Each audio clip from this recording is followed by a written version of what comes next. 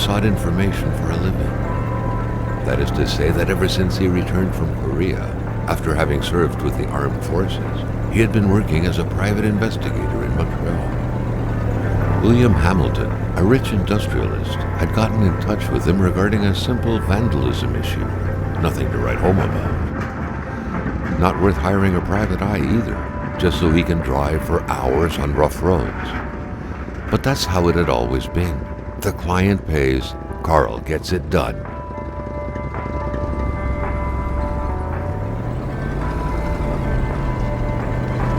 They had set up to meet at the general store, his client's business. Well, actually, the entire village had William Hamilton's name written all over it.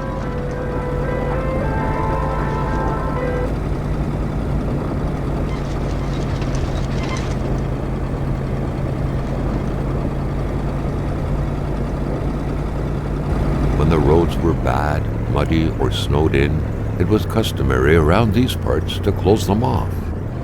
But it was also customary to ignore those signs entirely and drive there anyway.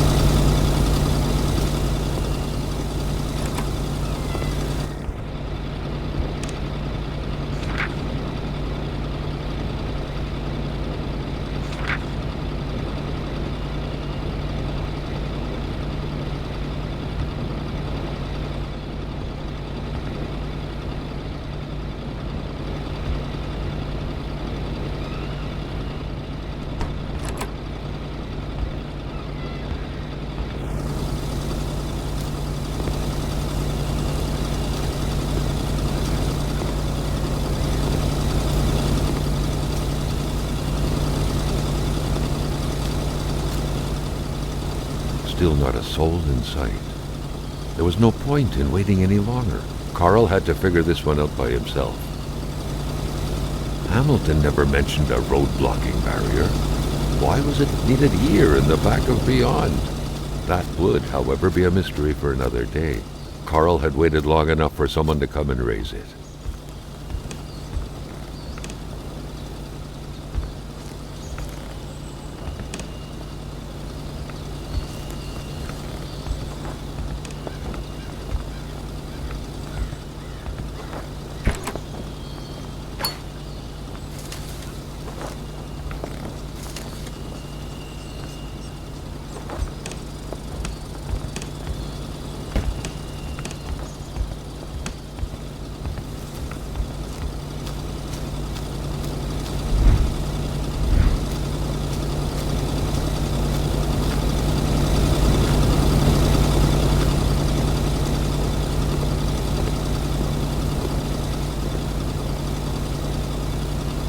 Cutters made quick work of the chain.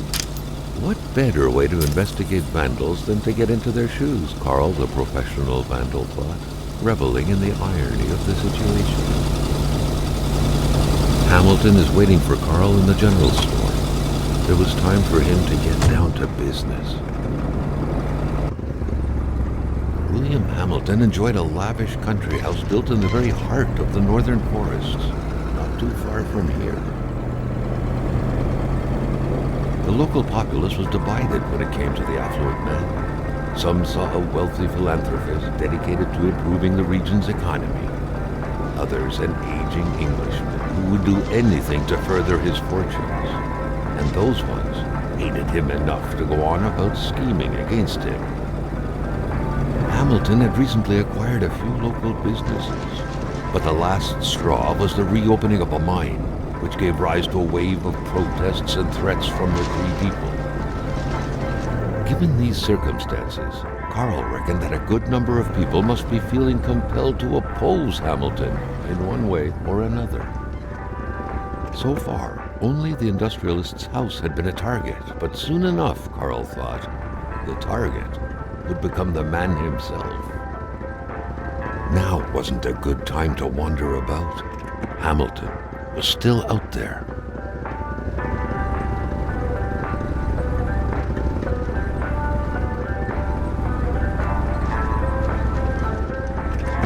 was dying to stretch his legs, but he had to stay focused on the task at hand.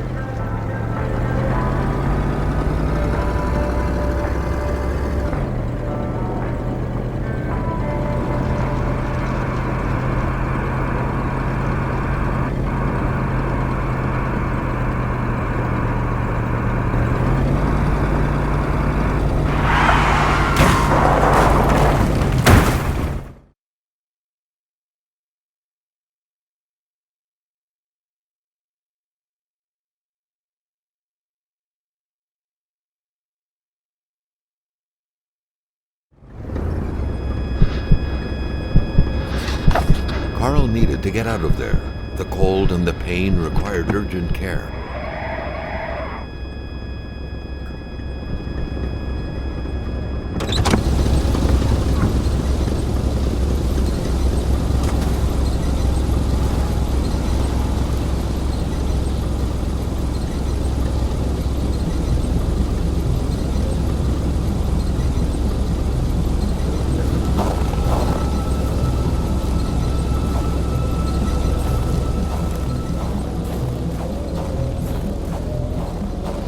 The driver had taken off.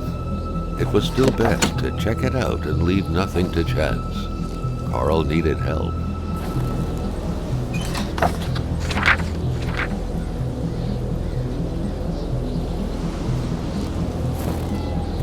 This deep in the country, his last hope was to find an abandoned garage or a farm by the roadside. His life depended on it.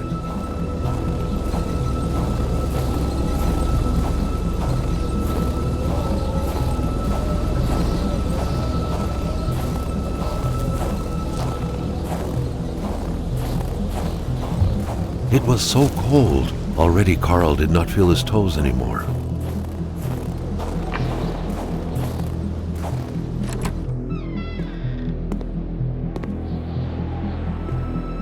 Even better than he had hoped. Carl Faubert had succeeded once more and was now on his way to new adventures.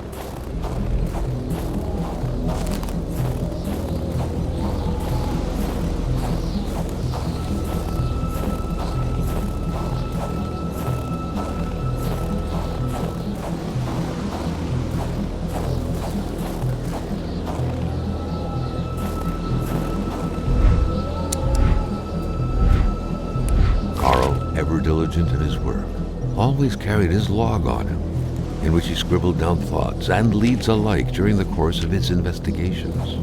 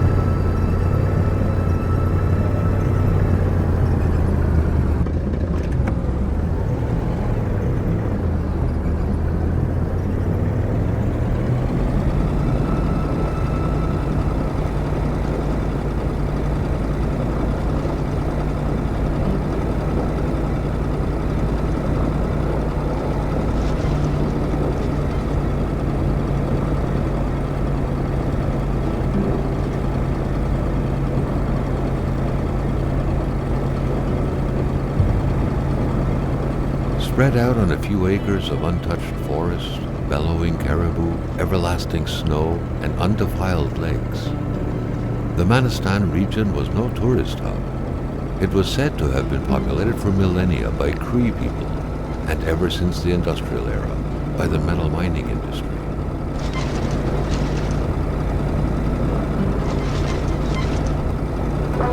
Jean-Luc Bédard had without a doubt been the closest man in the village to William Hamilton, otherwise known as Uncle Willie. The truck was running on fumes. Good thing that the general store was close by.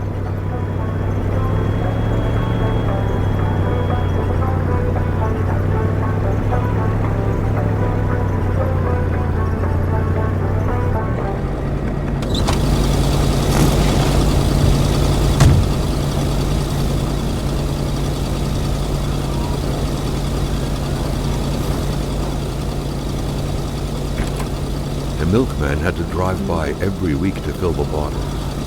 The fresh milk indicated a recent visit. Something fell to the bottom of the box.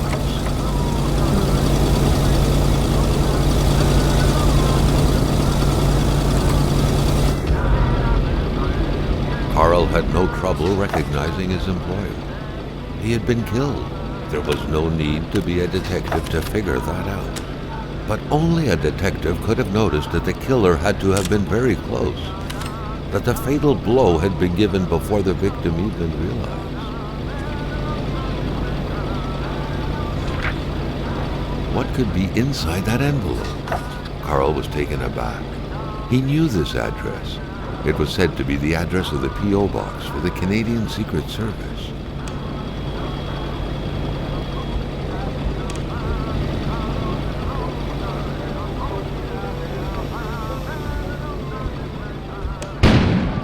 An explosion suddenly occurred outside.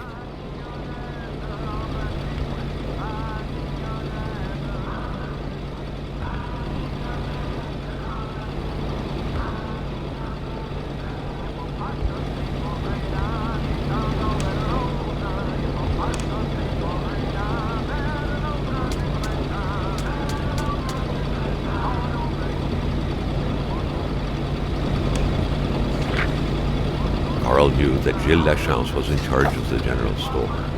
That made him one of Hamilton's employees. A very angry employee, as Carl could plainly see.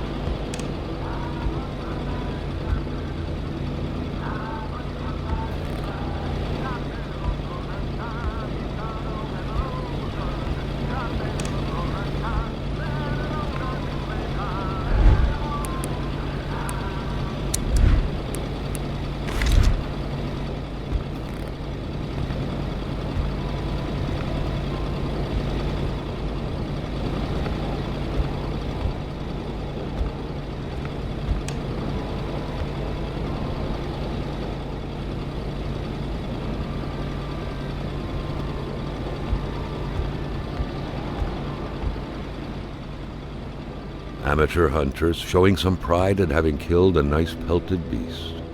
With men like this roaming the area, wolves would become extinct within 10 years, Carl thought.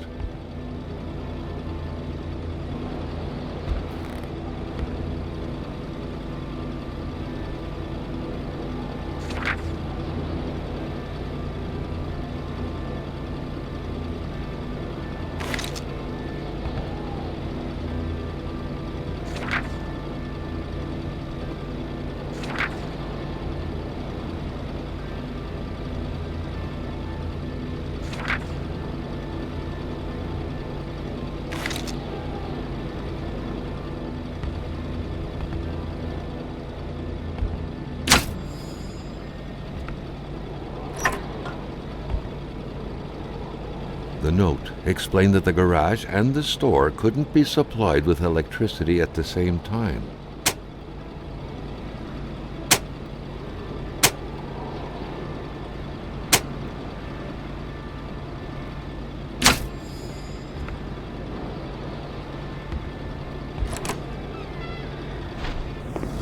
Maintaining his composure, Carl recalled something from his military training.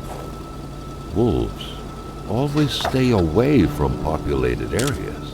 Wait, was it about bears?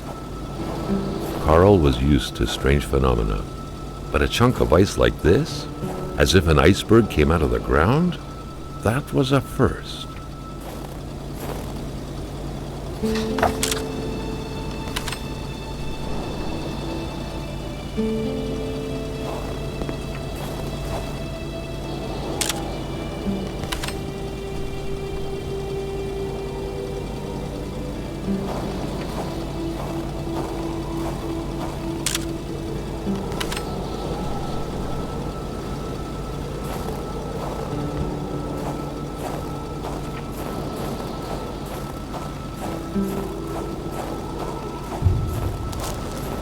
The Polaroid, Carl's long-standing and faithful ally, had seen its share of husbands caught red-handed cheating. There's always something out there waiting to be snapped away.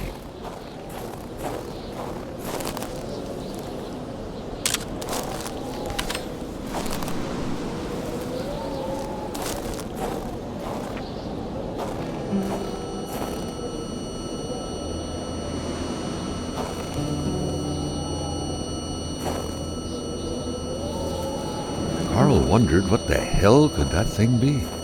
It looked like a man fossilized in ice. All of a sudden, Carl felt like he was pulled inside a world of dreams, a cold, unknown dimension. Somehow, self-control was slipping from his grasp.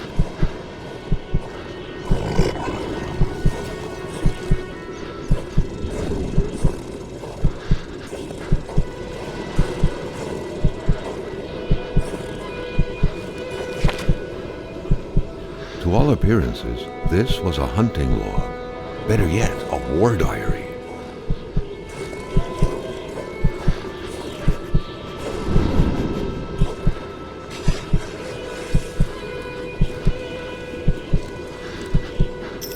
What could these engraved numbers mean? A fresh path suddenly appeared before Carl.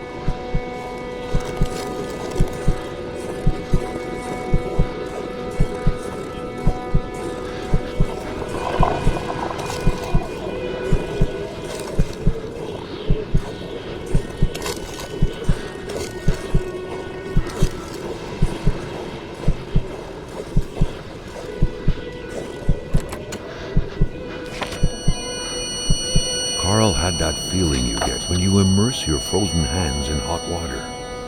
What happened? Now at least he knew who the unfortunate man petrified in ice was. Gilles Lachance, the general store's manager himself. That had to be the worst parking job ever. Who was Carl to judge, though? It may be customary to park like that around these parts, or not.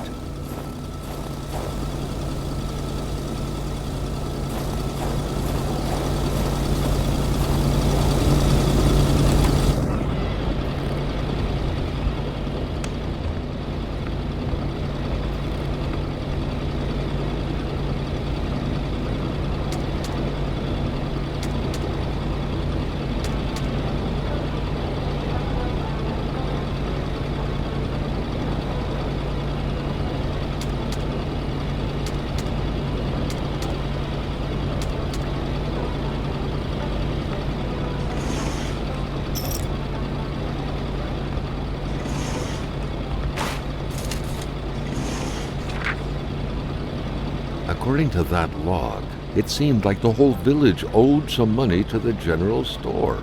Carl was far more interested in the bunch of nearby addresses he had just gotten his hands on, though.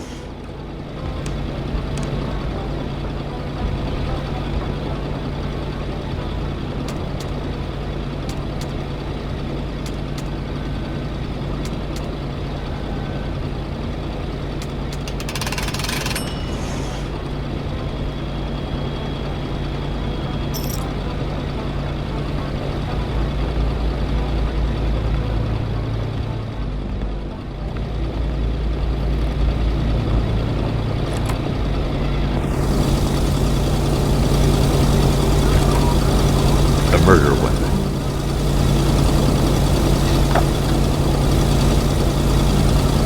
What was that doing there? Carl wondered. Hamilton must have been determined to keep some information secret to post this key. Shame he got unlucky. Everything made sense then. Poor Hamilton's denunciation was interrupted, and he figured it would be best to lock everything up and send the key to his correspondent, who would receive the box later on. Clever, but not enough. That's what happens to ordinary people playing spy. The monks wouldn't surrender their divine nectar so easily. In all likelihood, they had to be switched on from inside the store.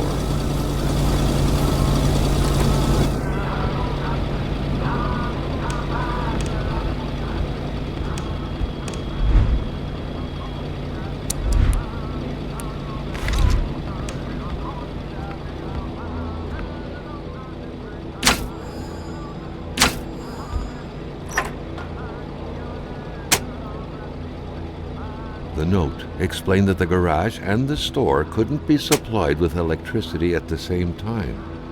The note explained that the garage and the store couldn't be supplied with electricity at the same time.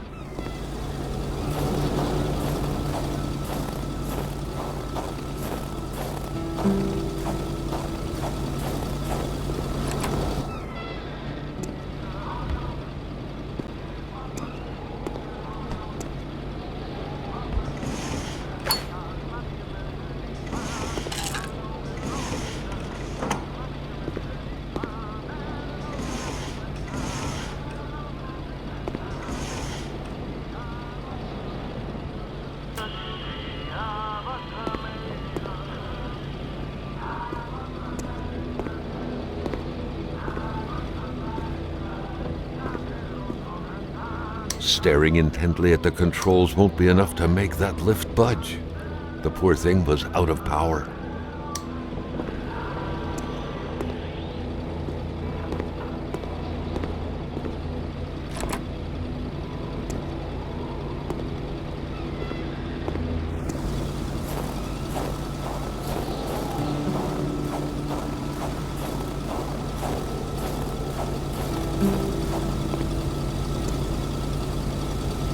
Carl was no electrician, but he could identify a wiring problem when he saw one.